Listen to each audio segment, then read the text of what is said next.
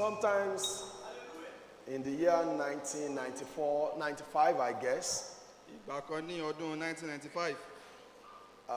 not quite far from the time I joined Independent Baptist Church, Kò pẹ́ sí ìgbà tí wọ́n darapọ̀ mọ́ ìjọ onítẹ̀bọmi olómìnira. I found myself seated at the back of a preacher. Wọ́n rí pé àwọn jókòó lẹ́yìn oníwàásù. I didn't even recognize him as a preacher at that time. I only knew him as a white man. Àwọn ò mọ̀ pé oníwàásù gan tiẹ̀ ni, àwọn kan ṣàmọ̀ pé èèyàn aláwọ̀ funfun ni. And this white man Ọkùnrin aláwọ̀ funfun yìí. was tagged a crazy white man by me. Wọ́n ní àwọn pè ní ènìyàn aláwọ̀ funfun tó jẹ́ alákatakítí. A crazy white man. You know why he was to me at that time?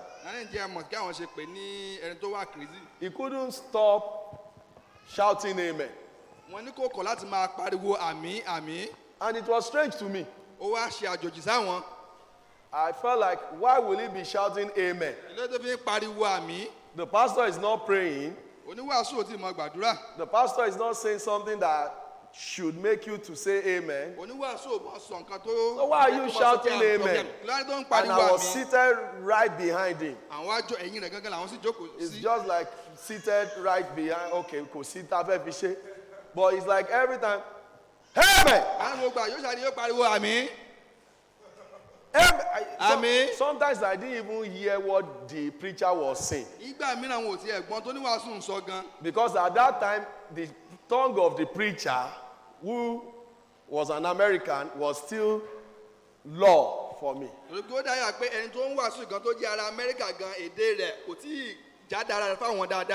So I was trying to pay attention to listen, and I will hear, amen, amen, amen. As if it's like a machine. Before the preacher says anything, amen. And I was like, no problem. Maybe I'm in the church. I'm not going to be blessed with the preaching today. So I decided to try to dose. So, you wouldn't be allowed to listen. That's how he's going to be shouting amen, amen. Amen. So, amen, you to Jack Kinson. Doesn't allow him to sleep again. So, what do I purpose amen? No church in that amen. Apart from amen to King Jack Elomisu. Apart from that, amen is good. It doesn't even allow some people to sleep. So, later, as I acclimatized myself with the church, learning the truth, I started saying amen too. And when I say amen and somebody looks at me strangely, I said I must have been crazy to him.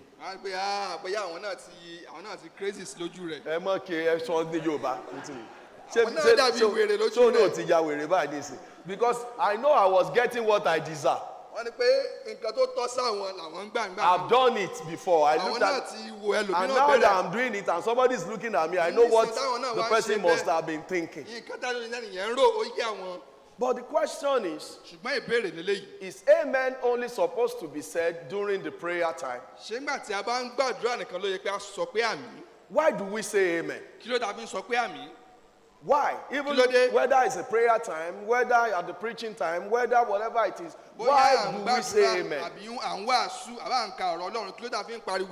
Looking into the scripture, we needed to see where the first amen was said. And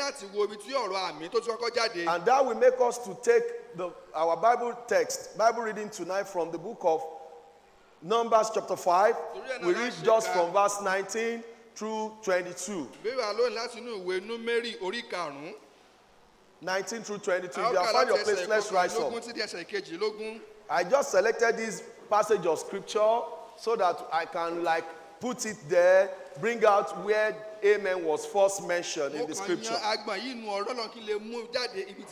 The Bible says, and the priest shall charge her by an oath and say unto the woman, if no man have lain with thee, and if thou hast not gone aside to uncleanness with another instead of thy husband, be thou free from this bitter water that caused the curse. But if thou hast gone aside to another instead of thy husband, and if thou be defiled, and some man have lain with thee beside thine husband, then the priest shall charge the woman, say the woman with an oath of cursing.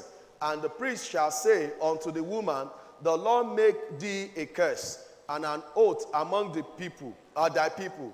When the Lord doth make thy thigh to rot and thy belly to swell, and this water that caused the curse shall go into thy bowels to make thy belly to swell and thy thigh to rot, and the woman shall say, Amen. Amen. Amen. Amen. This is the first mention of the word amen in the Bible. From here we are going to take it up and see what the Bible says. Thank you, Jesus, for this evening. Pray that you help us, Lord God.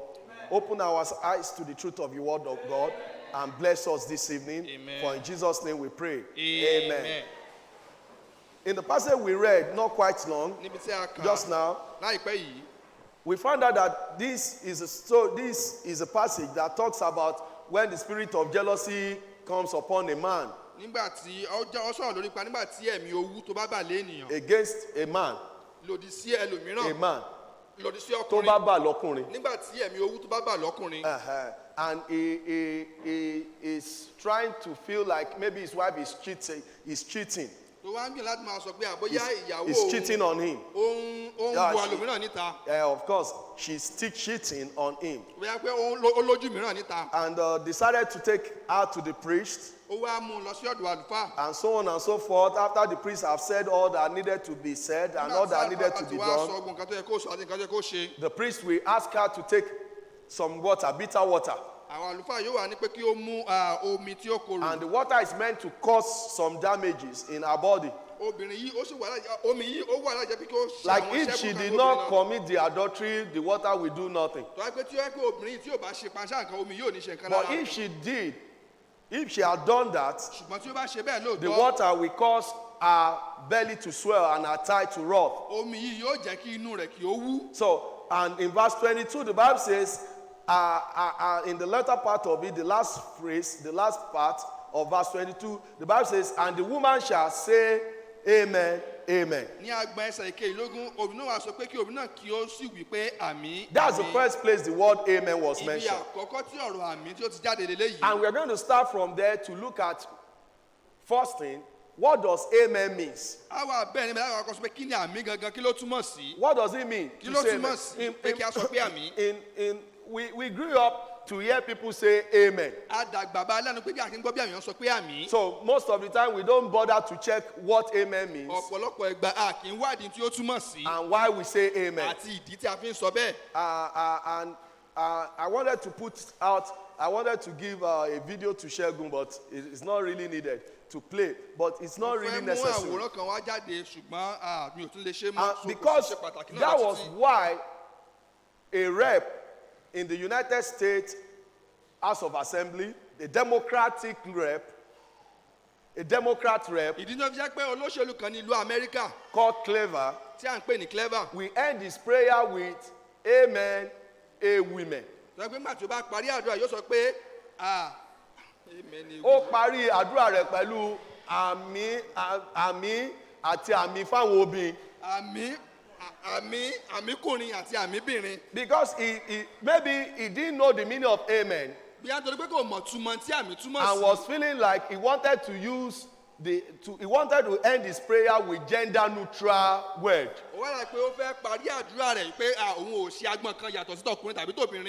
Of course, if you watch that prayer that he prayed, if you are a Christian, and I know you are, you will know that prayer does not even deserve the true amen. So it deserves a women. If we can want to put it that way. Because he was talking about in the name of God that everybody believes, each different people believe, and whatever it is, I don't know, just and amen a women. That I can say is because he doesn't even understand what amen means. The Bible dictionary, Smith Bible Dictionary, defines amen to mean literally true. The first word you will find defined as amen is true. Are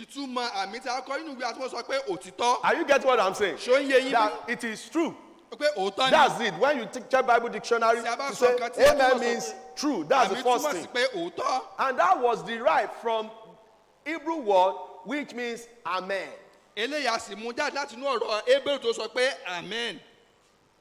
Amen. That's why I told Ronke, say, amen, amen, I'm alive. Hey, you quiet, I'm worried, but you call amen. Amen. I'm not worried, I'm amen. So you wonder why some will say amen and one will say amen. So maybe some are trying to use the amen in the Hebrew words directly. And some will say amen. But it literally means true. And it is used as substantive. That which is true. To some substantiate that which is true. Láti sọ pé òótọ́ ni. It is used in a strong asseveration, which simply it means it means to affirm or declare positive or earnestly. Asseveration means that. Tàbí n téèyàn pòǹgbẹ pé kó rí bẹ́ẹ̀. It also means fixing, as it were, the stamp of truth upon an assertion. Èdìdí. Nígbà mo sọ pé kó rí bẹ́ẹ̀. No, because part of what was said is I'm making it binding as an oath.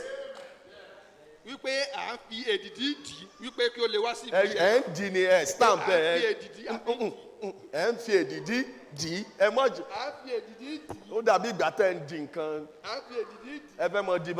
No, sir.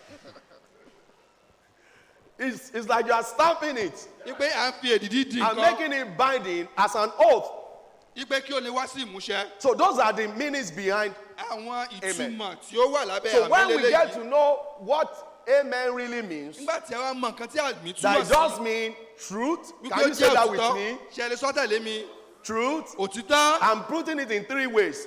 Affirmation.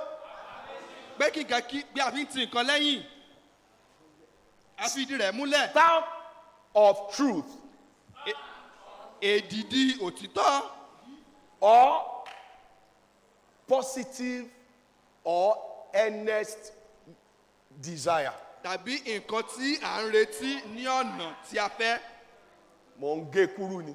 So I'm not reading it like I put it there. But let me put it in three ways. Truth, to affirm, and to stamp, to making it binding.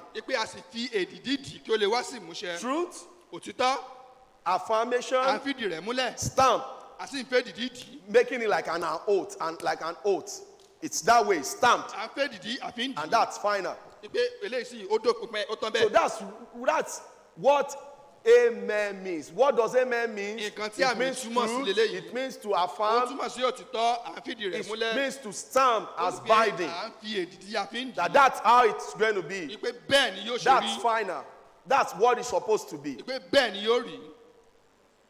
So there's no reason, because when you look into the scripture, you cannot find any place whereby amen is now used as something that is linked with a woman, a man.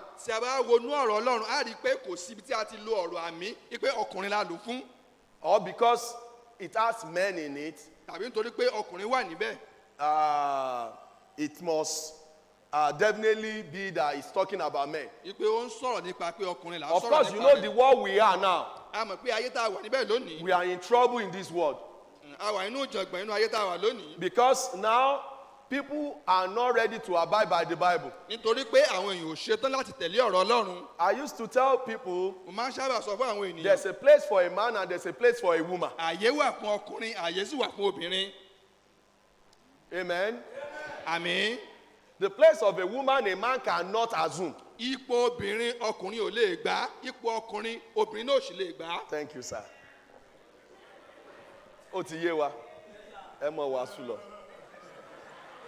We can't take it. And when a woman recognizes her position, she will understand that she's holding a position that is far better than any other position. And the same thing goes for a man. If we now walk in our positions, we will complement each other and we'll be able to bring up God's glory. Whether in marriage or even in the world generally. There's no place in the Bible what a man can do, a woman can do better. Do what you can do. Do what God wants you to do. Do your best. But because there's issues with gender, there's gender problem today. So everywhere we have men, it must just be taken out. Everywhere you have men, it must just... In fact, now, maybe we should not say women again. Or woman. Because there's a man in woman. Maybe we should say, whoa.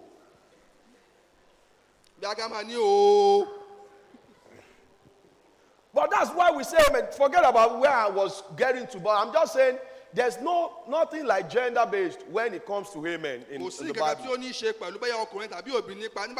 word and should be that way. So what does it mean? It means what? Truth, affirmation, stamp as binding. So let's look at ways amen was used in the Bible. Let's look at the first area where I'm taking it to. Using it as a stamp, a binding stamp. In this passage of scripture that we just read tonight, it's much of like stamping it to be that way than of a prayer. You know what he's saying? If this woman drinks it, whether she says amen or not, what will happen? Because we come. Are you here with me? Look at that verse. The latter part. And the woman shall say amen. Look at, let's start from the beginning of that. He said, and this water that caused the curse shall go into thy bowels to make thy belly to swell and thy thigh to rot. And the woman shall say, amen, amen. It's not that I pray that it goes into your belly to rot. Are you getting it? Nothing. It's just like, that's how it's said, and it's a stamp of it's binding. It's like an oath. It's binded. Let it be that way. That is how it's going to be. So, it's like saying amen. It's a stamp. We can't see a prayer here. But we see a stamp. I wanted to say a stamp duty. But we see a stamp out here. Let's turn to Deuteronomy 27. Deuteronomy chapter 27. Of course, we are going to open more Bible passages. I'm going to jump some. Deuteronomy 27, 15 through 26. From verse 15. You can see what he's saying here. If you start from verse 27, the Lord was telling them what will happen to them if they decide to go away from the covenant. a rí pé Ọlọ́run sọ fún nǹkan tí ó ṣẹlẹ̀ sí wọn nígbà tí wọ́n bá da májẹ̀mú. In verse 15, ní ẹsẹ̀ kẹẹ̀dógún. the Bible says, "Cursed be the man that maketh any graven or molten image, an abomination unto the Lord, the work of the hands of the craftsmen, and putteth it in a secret place. And all the people shall answer and say, Àmín." What do you think they are saying? Kí ni wọ́n sọ níbí? Stamped. Èdìdí. It should be that way. Bẹ́ẹ̀ ni yóò ṣe rí. We agree. Gbogbo wa gbà bẹ́ẹ̀. It's binding. A ti pè dídì. And you can continue from there to 26. Tẹ̀síwájú débẹ̀ láti They ẹsẹ̀ ìkẹẹ̀dọ́gbọ̀n. kept on answering, Amen. Wọ́n bẹ̀rẹ̀ sí wọ́n sọ pé àmín, Listen, àmín, àmín. this was not the issue of prayer. Eléyìí ò ń ṣe ọ̀rọ̀ àdúrà. Because naturally nobody wants to have a cause and say amen Pé to kò it. sẹ́ni tó fẹ́ gba ègún sórí kó sọ pé àmín. But it's like a stamp and say it's going to be that way. Ṣùgbọ́n dàbí èyí We agree. We want it banded that way. Gbogbo wa gbà bẹ́ẹ̀, a fẹ́ kó rí bẹ́ẹ̀. In Nehemiah chapter 5, Nínú ìwé Nehemiah orí karùn-ún, verse 13. ẹsẹ̀ ìkẹtàlá. If you are there before me or put it there, it's going to help me. Bí a tiẹ̀ bá débẹ̀. Nehemiah 5:13. Nehemiah orí karùn-ún, ẹsẹ̀ ìkẹtàlá. Is it there? Okay. Also I shook my lap and said, so God shake out every man from his house and from his labor that performeth not the promise. Even thus he shaken out and emptied. And all the congregation said, what? Àmín. And praised. And the people did according to the promise. This like still saying, so as you have said, Ó tún dájọ́ bí a sọ pé gẹ́gẹ́ bí a ti sọ. we want it what? A fẹ́ kó rí bẹ́ẹ̀. Let it be that way. A fẹ́ kó rí bẹ́ẹ̀. Stamped. A fẹ́ dídì. So we see amen used as being like a stamp and making something binding. A rí i pé à ń lo àmì ní ọ̀nà pé à ń fi èdìdí di nǹkan a sì fẹ́ kí ó rí bẹ́ẹ̀. You can look at Revelation 1:18. A tún lè wo ìwé ìfihàn orí kìíní ẹsẹ̀ ìkejìdínlógún. Revelation 1:18, when speaking about our Savior. Is it there? Okay. He said, I am he that liveth and was dead, and behold, I am alive forevermore. Amen. Was it a prayer? No. Binding. It's banded. Not is stamped. Is you are. I'm alive forevermore. Stamped. Nothing is changing that. Is it? Is there anything changing that? No. You can see that this was not a prayer. In fact, this was not that they are affirming it here. It's stamped. Otiribe is binded. And you are just saying, no, that's it. There's no going back. There's that's why it is. Revelations 22:20. I love that part too.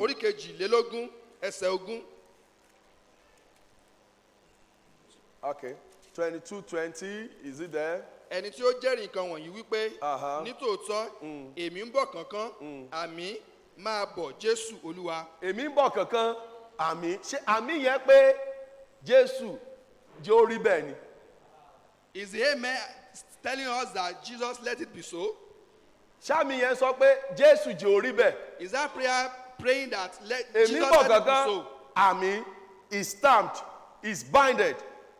I'm coming quickly. Are you getting it? Because when people start to ask and say, ṣé wọ́n ń pray lẹ́bí ń ṣàmì ni? Why are you just saying amen? Because the pastor is not praying and people are saying amen. Amen is not only used for prayer in the Bible. Amen. Àmín. It's like a stamp to it. So it was used as a stamp of truth, making it like it is binding. It was also used as an earnest declaration.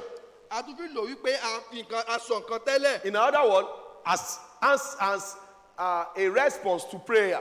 Look at what the Bible says in 1 Chronicles chapter 16 verse 36. 1 Chronicles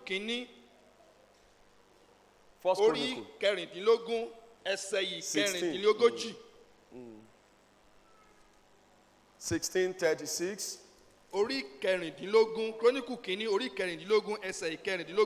He said, "Bless the Lord God of Israel forever and ever." And all the people said, Amen. And praise the Lord. It was declaring it positively. I'll be here.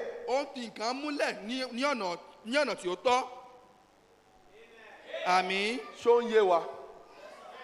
Ko yewa. Do we understand? Ojú yín dàbí ìgbà tí èèyàn teach student. Kí ni pastor sọ ní, kí ni teacher wa sọ nísìn. Shon yewa. Do we understand? It's an affirmation. Here. Níbí. Ìbùkún ni fún orúkọ Ọlọ́run. Ẹ bá mi ka Yorùbá. Olùbùkún ni Olúwa Ọlọ́run Ísírẹ́lì. Láí àti láíláí. Gbogbo àwọn ènìyàn sì wí pé àmín. Kí ni yẹn túmọ̀ sí pé bẹ́ẹ̀ ni olùbùkún ni. That one is saying that is true. Àbí? Àmì wọn níbí kò é sọ ni ó sọ Ọlọ́run do olùbùkún. The amen they said here so it's an affirmation. That will make God we are going to look at God. it was used as an affirmation and earnest declaration. A rí pé à ń fìdí rẹ̀ múlẹ̀, à ń fìdí nǹkan múlẹ̀. Àmì bẹ́ẹ̀ ni olùbùkún ni ta ni àbí bẹ́ẹ̀ kọ́. Okay, Psalm 41. Orin Dáfídì orí 13. Psalm 41, 13. Ẹsẹ̀ ìkẹtàlá. Psalm 41, 13. Olùbùkún ni Olúwa Ọlọ́run Ísírẹ́lì láé àti láéláé. Àmín, àmín. The same thing. Olùbùkún ni Ọlọ́run láé àti kí ni wọ́n tún sọ? Àmín. Yẹ mọ̀ pé wọ́n ti sọ pé olùbùkún lọ Ọlọ́run Ísírẹ́lì títí kí ni. Blessed be the Lord. So when they answer amen, it was not like saying we want it to be so. Ìgbà tí wọ́n dáhùn mi kò ń ṣe wọ́n sọ pé a fẹ́ kó rí bẹ́ẹ̀. Or so shall it be. Àyè pé bẹ́ẹ̀ ni yóò rí. Are you getting it? Ṣó ń yé wa? It is affirmation that it is so. Wọ́n fìdí rẹ̀ múlẹ̀ pé ó rí bẹ́ẹ̀ òótọ́ ni. The other one was, as you have said it should be stamped that way. It should be bounded that way. It should be so. Bẹ́ẹ̀ ni kó rí. Are you getting it? Ṣó ń yé wa? It's like stamped of bounding. À ń fi èdìdì dì í. The other one is affirming. And in some verses we will see earnest declaration. Níbi tá a mọ̀ pé a rí pé ó ń sọ kẹ́tẹ́ àti sọ tẹ́lẹ̀. In some verses along here. But the first one we look is an affirmation of that truth. Amen.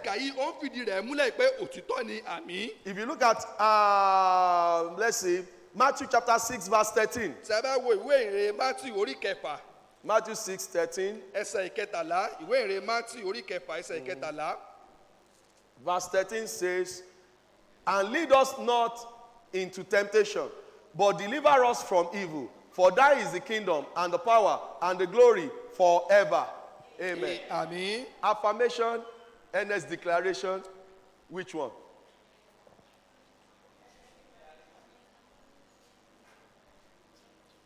Or earnest plea? À ń fìdí rẹ̀ múlẹ̀ ni àbí à ń sọ pé bẹ́ẹ̀ ni ó rí àbí bẹ́ẹ̀ ni mọ́jọ́ rí bẹ́ẹ̀. Are we saying so shall it be or may it not be so? Is it a prayer ṣé àdúrà ni that deserves let it be so? Tó yẹ kí a sọ pé ẹ jẹ́ kí ó rí bẹ́ẹ̀. Or affirming that that's how it is. Àbí à ń fìdí rẹ̀ múlẹ̀ pé bẹ́ẹ̀ ló rí. It's a prayer. So it deserves what? Amen. That pé àdúrà ni ó yẹ kí a sọ pé àmín. That is responded to as earnest plea. Tó pé à ń sọ nípa nǹkan tí a fẹ́ tí à ń bẹ̀bẹ̀ fún. Earnest declaration. Nǹkan tí a fẹ́ tí à ń bẹ̀bẹ̀ fún. Amen. Let it be that way. Àmín, ẹ jẹ́ kí ó rí bẹ́ẹ̀. It's like a prayer that I'm saying amen to. Ó dàbí àdúrà tí à ń sọ àmì Lead sí. us not into temptation, deliver us from evil. Má kí I wá will sínú say ìdẹ̀wò, what? gbà wá lọ́wọ́ bìlísì. Amen. A sọ pé àmì. So that's a desire. Ó jẹ́ nǹkan tí a nífẹ̀ẹ́ sí tí a fẹ́. It's like I'm looking for something positive, Ó dàbí trusting God àwọn for ojú positive things, Ọlọ́run and fún I'm nǹkan tí ó giving dára. an amen. Let it be that way. Àwa ń sọ pé àmì pé ẹ jẹ́ kí ó rí bẹ́ẹ̀. Look at Romans chapter 15 verse 33. Ẹ jẹ́ ká wo ìwé Róòmù orí kẹẹ̀ẹ́dógún ẹsẹ̀ ìkẹtàlélọ́gbọ̀n. If you are there, Romans 3:43, Romans Ìwé Róòmù 15:33. orí kẹẹ̀ẹ́dógún ẹsẹ̀ ìkẹtàlélọ́gbọ̀n. He said, "Now the God of peace be with you all." Àmín. Amen. Àmín. Affirmation, Ṣé à ń fìdí rẹ̀ múlẹ̀ níbí? earnest declaration, Àbí nǹkan tí a fẹ́ kí ó wá sí ìmúṣẹ?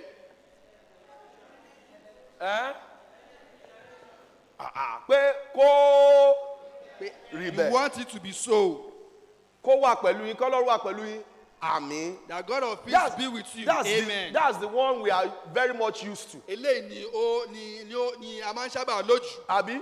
Ló mọ́ wa We are lára. used to yóò dára fún ọ. Àmín. Ẹ ṣàṣeyọrí. Àánú Ọlọ́run ò mọ̀ bọ́ ọ lọ. Àwa yóò sí. Jésù ní èmi ní ọ̀nà. Jesus said, I am the way, àti the ìyè. truth, and the life.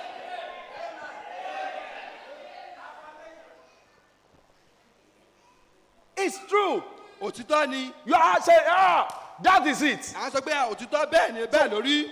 We have different types of it in the A Bible. ní oríṣiríṣi eléyìí nínú Bíbélì Used as stamp to it, tí a lò gẹ́gẹ́ bí binding, making èdìdì. it like an oath binded, Tí a lò gẹ́gẹ́ bí èdìdì. used as affirmation Tí a and lò- earnest tí a lò fún- declaration. Tí a lò fún nǹkan tí a fẹ́ kí ó ṣe àti nǹkan tí a fẹ́. Look at what the Bible says in Matthew 28:20. We can quote that Ẹ ti ká often. wo nǹkan tí Bíbélì sọ nínú ìwé Matthew orí What does the Bible kejìdínlọ́gbọ̀n says? láti ẹsẹ̀ kejìdínlógún. Kí ni nǹkan tí Bíbélì sọ?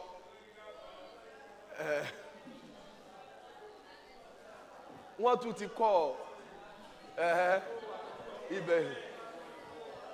Lo, I am with you even unto the end of the world. Amen. Affirmation or earnest declaration. Ṣé nǹkan tí a sọ ni àbí nǹkan tí a Affirmation. fẹ́? It's always with us. Tí à ń fìdí rẹ̀ múlẹ̀ ni. We Gbogbo can't ìgbà ló ń wà we pẹ̀lú can't wa. lose him. So A ò lè sọnù. whether it is an affirmation Bóyá a fìdí rẹ̀ múlẹ̀ or it is earnest plea, tàbí nǹkan tí a fẹ́ kí ó wá sí ìmúṣẹ. kì í mọ̀ lòdì bóyá earnest declaration yẹn ló ń dà wá ní ó jẹ́ kó yé wa. Earnest plea, declaration means let it be. So Wípé shall nǹkan it tí a be. fẹ́ kí ó rí bẹ́ẹ̀, That's kó rí it. bẹ́ẹ̀. Earnest declaration, earnest plea. Whether it is that, we find amen being used Bóyá eléyìí ni a rí pé a máa ń sọ pé àmì. that way.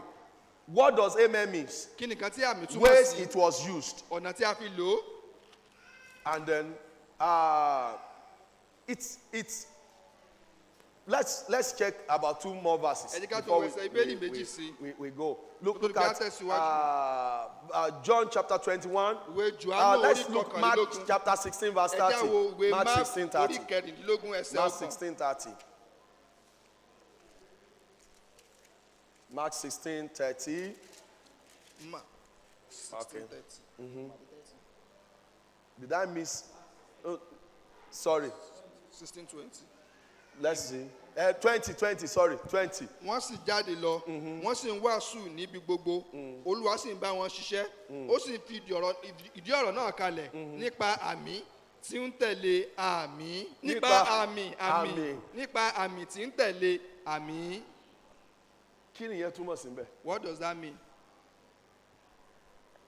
Affirmation, Ṣé wọ́n fìdí rẹ̀ múlẹ̀ ni? earnest declaration or Tàbí earnest plea? nǹkan tí a nífẹ̀ẹ́ sí tá a fẹ́ kó wá sí ìmúṣẹ? So it is. À ń Olúwa ń fìdí ṣe rẹ̀ bẹ́ẹ̀. múlẹ̀. Bẹ́ẹ̀ ni.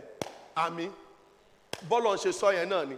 Bẹ́ẹ̀ náà The way ló it's rí. been said, that's the way it's so. So when it comes to the word of God, Nígbà tí o bá dàbí àrùn Ọlọ́run, let's take this. ẹ jẹ́ ká tún gbọ́ eléyìí. 1 John 5:21. Jòhánù kínní orí karùn-ún ẹsẹ̀ 1 John ìkọkànlélógún. 5:21. Jòhánù kínní orí karùn-ún ẹsẹ̀ ìkọkànlélógún. It says, little children, keep yourselves from, and what follows? Kí ni ó tẹ̀lé? Àmì. Was it a prayer? Ṣé àdúrà ni? Was it an affirmation? Àbí à ń To the fìdí truth. kan múlẹ̀?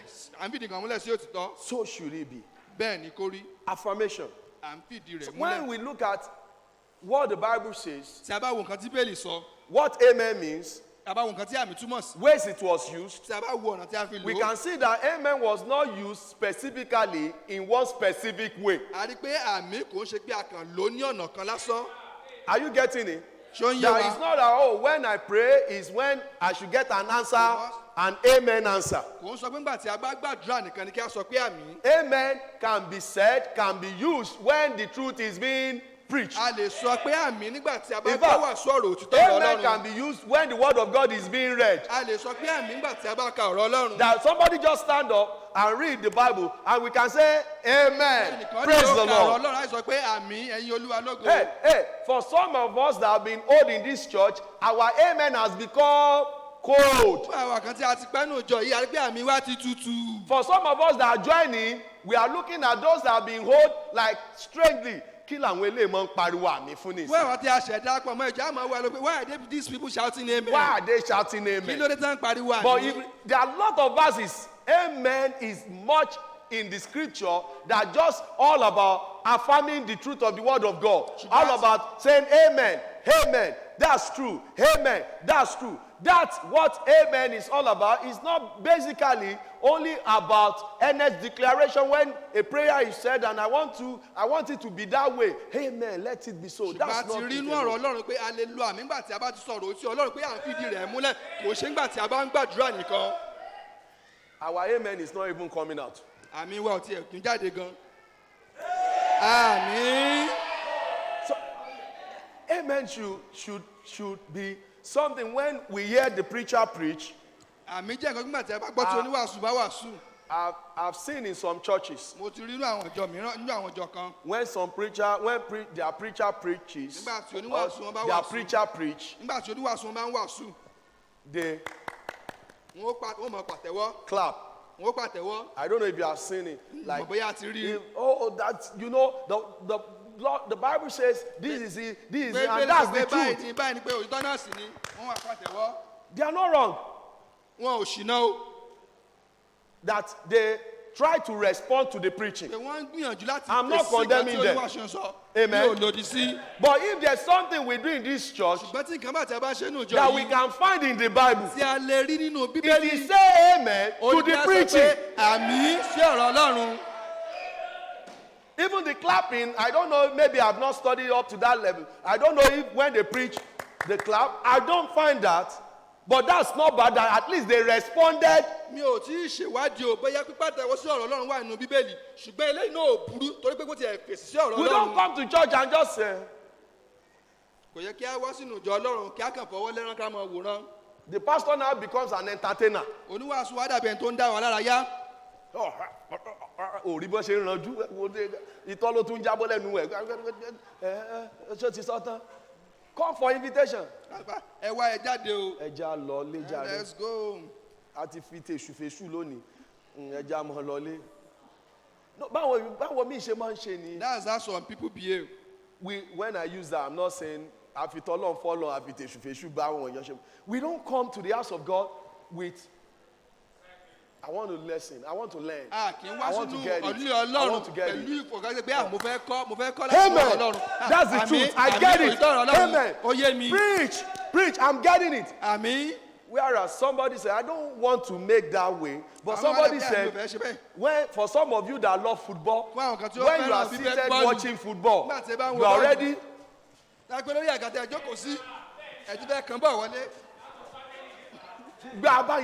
You are engulfed. You get into it.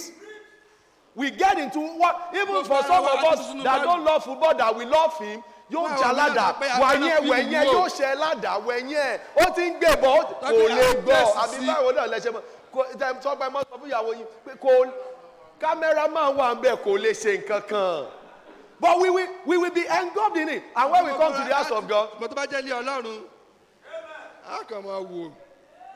Jesus is Lord. Jesus is great. Jesus is mighty. Jesus is dára. Bá a ṣe wọn ìwòrán lẹ́yìn. Àwọn èèyàn bá mọ̀ wò ẹ ṣe tẹ ṣe mẹ́ lálẹ́. Thank you for saying amen. Láwọn èèyàn bá mọ̀ tonight. wò gbẹ kiri. And you just be looking. A ní kẹ́ ẹ sọ wípé Yóò dára fún mi kí n wá ṣàmì. It's going to be well with me and I will say Ìyẹn là ń dúró dè. That's what we are waiting for.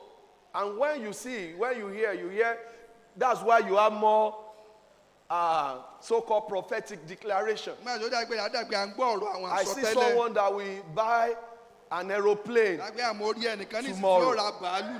I need somebody that will say a resounding amen. That's what we think amen is all about. We never see amen being an affirmation. What amen means, ways amen was used in the Bible. Who is the amen? Revelation 3:14. The Bible says, and unto the angel of the church of the Laodicean, write, this thing saith what? The Amen. The faithful and the true witness, the beginning of the creation of God. Do you know who the Amen is? Jesus is the Amen. The truth is the truth. It is done. He is the affirmation of everything. Because the Bible says, for all the promises of God in him, and yea, and in him, amen, unto the glory of God by us. Amen. When we say amen, we are also praising Jesus. Because that's his name. He said, it's like an affirmation. It's like it's like stamp duty. Banding it. Amen. That's one of our Savior's name. And that's why I love it when the amen issue. You can find it across the Bible. And let me tell you where last to find it. We find it in the book of Revelation. That Revelation 22:20. He said, he will certify these things. See it, surely I come quickly. What follows? Amen. Even so, come Lord Jesus. Come, Lord Jesus. You find it all there. Listen, the amen here is not talking about Jesus, Jesus, let it be so. It's already done. And he said, I'm coming. It's me. I'm the affirmation. I'm the final. It is done. I'm who that says it, and it's that way.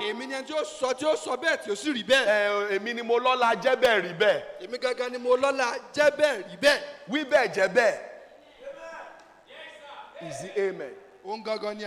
So when we say amen, why do we say amen? Because it's found in the Bible. It's not something that is wrong. And it's not only said about, it's not only a response to prayer, but the truth. It's a response to the truth of the Word of God, affirming what the Bible says. So once the pastor is preaching and you find somebody beside you saying amen, don't look at that person strangely. It's only affirming it and say, that's the Bible. I pray that the Lord will help us to get into that business of more amen.